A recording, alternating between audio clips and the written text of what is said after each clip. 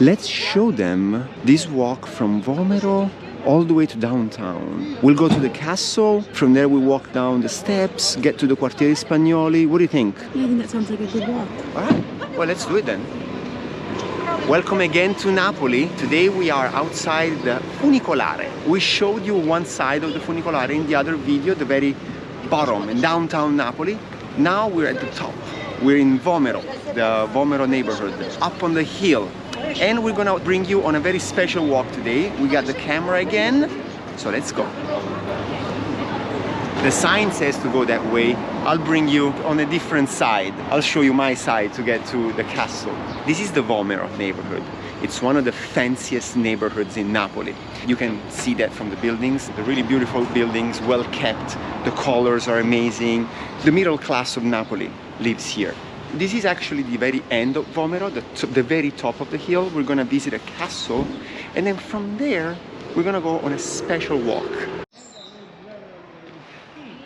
The first thing you notice in Vomero is the architecture, the style of the buildings, with these beautiful decorations on the outside.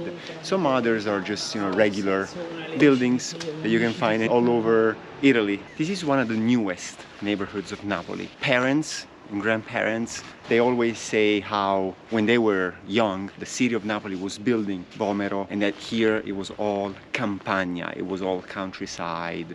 There were just farmers, a few villas here and there, but for the most part, the middle class wasn't living here. And nowadays, this is one of the nicest neighborhoods to live in the city of Napoli. One thing that is always there in the city of Napoli, tufo. Tufo is really fragile, but it's also very resistant to time. It doesn't stay exactly in the same form and shape as when they built it, but it's always there. So you might see these very new buildings, built recently, repainted recently, and the tufo buildings still here after decades and decades, resisting to time. Also, look at this view I just noticed. Look at this very old rusty gate, and then look behind. The decorations of this building are just unbelievable. Look at this gate, this entrance, and then the balconies. Literally, even the rusty balcony looks good in this building. It gives the perfect color.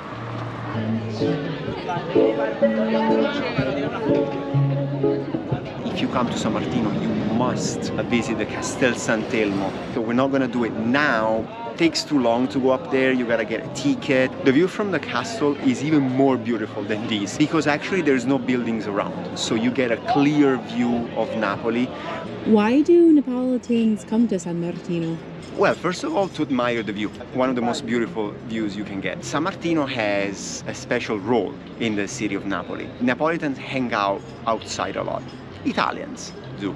The piazza, the main square of each neighborhood, is usually a hangout spot during the day and at night. San Martino, though, is one of the most beautiful. People come here during the day, early evening, maybe to have an aperitivo. But most importantly, Neapolitans come here at night to just hang out, just walk around, admire the view, and just to sit and be with your friends. One thing that all Neapolitans have to do at least once in their life is to celebrate one of their birthdays here. You will come here the evening before your birthday and wait for midnight and open a bottle of spumante. Another thing that I think a lot of Neapolitans do is to come here on a first date. We all did it because it's, very romantic, a beautiful view, and you just impress them with the help of the Vesuvius and the city of Napoli. So Marisa, what was your first experience here in San Martino? Thinking back to 7 years ago, I remember this is one of the first places that you brought me when I came to Napoli, and I especially remember it because there was a Boston Terrier there, which is the same dog that my parents have. So I remember it was really special because it was this new city, but also a small reminder of home. So you do confirm that this is a first date spot, at least a first date in Italy? It's absolutely a first date spot and the perfect place to start a Neapolitan adventure. We're gonna go down these steps here and get to a different neighborhood of Napoli. This is one of my favorite walks in Napoli. It's called Pedamentina di San Martino. And this is the Pedamentina, these steps.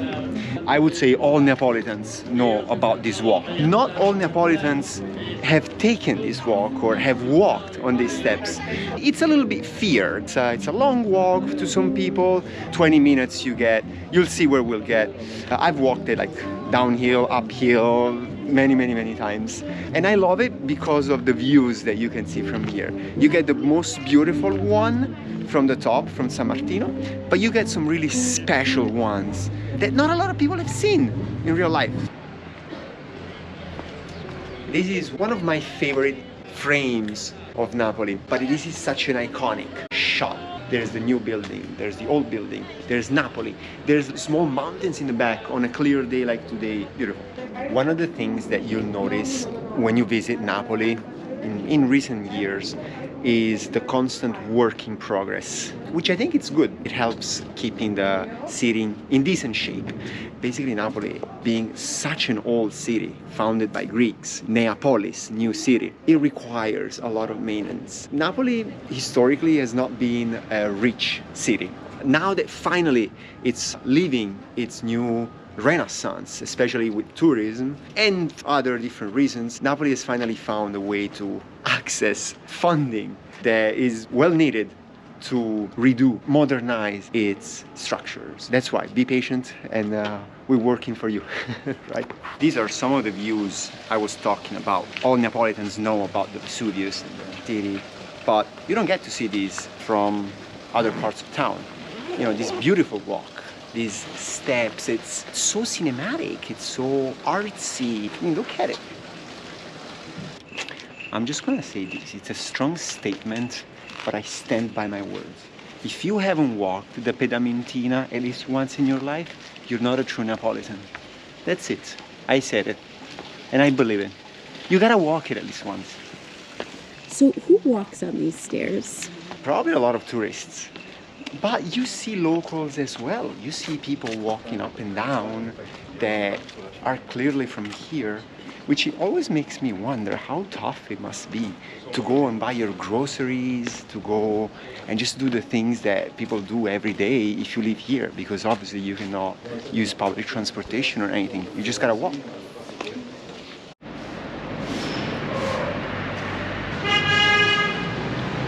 You can hear the cars. We're approaching the end of the Pedamentina walk. You get here to Corso Vittorio Emanuele, one of the main roads of Napoli that divides the hill of Vomero from the neighborhood of Quartieri Spagnoli that we're gonna walk through right now.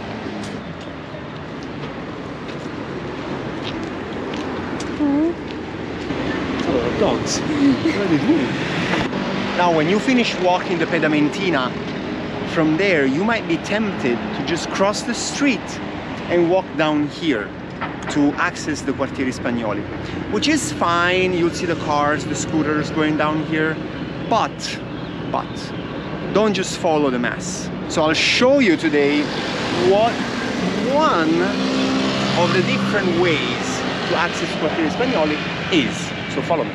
I always say this is one of the most spectacular curves of Napoli, at least in the city center, because you have everything here. You have old buildings, newer buildings, a church, you have the view of the city of Napoli, you have the Vesuvius, the Mediterranean Sea, and in the distance you can see the peninsula of Sorrento. And on days like today, which means almost every day in Napoli, the sun, like we say in Italian, the sun kissing you, il sole che bacia le persone, how beautiful. Only in Napoli you get this combination of sacred images into everyday life activities or situations like this. A shrine right by a bus stop. This is Napoli. Now this is the walk I was talking about. There's a ton of these. This also goes to the Quartieri Spagnoli. It's just, you know, more awesome than just a walk with cars and scooters around. This is just you. Look at that. By taking these steps, we left Corso Vittorio Emanuele and we officially entered in a new neighborhood, Quartieri Spagnoli, the Spanish neighborhood.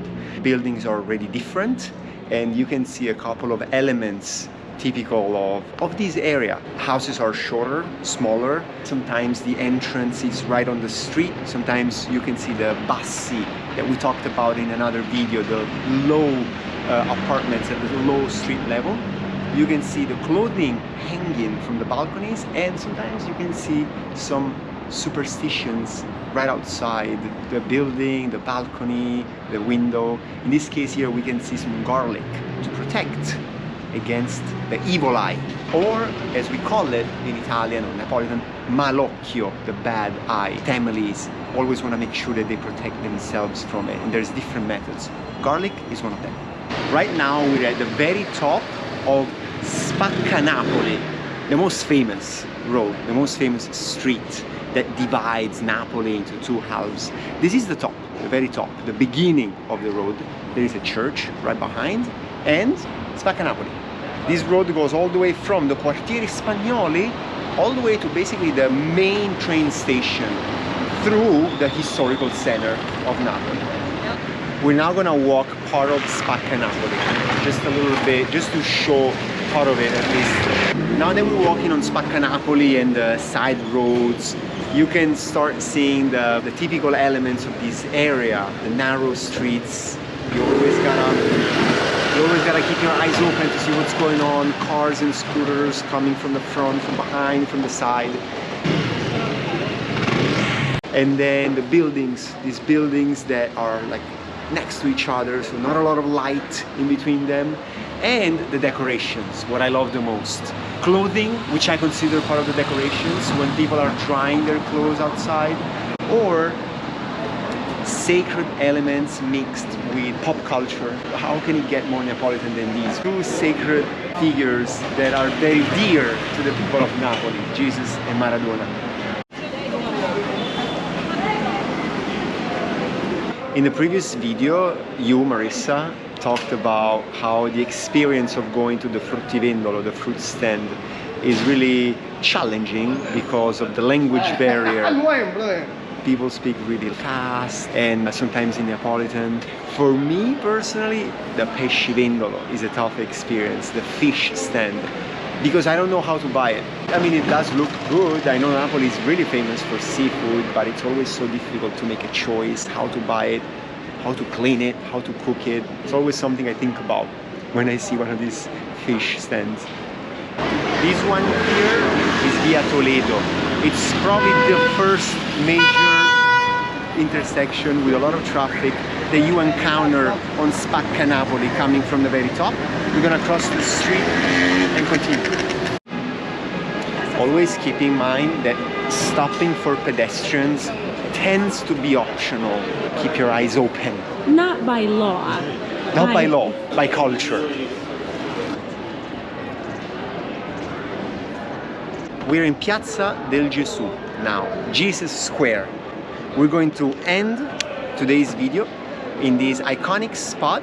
Behind me you can see the balcony where Sophia Loren, the famous Neapolitan actress, lived in the movie Matrimonio all'Italiana, where she played the part of Filomena Marturano.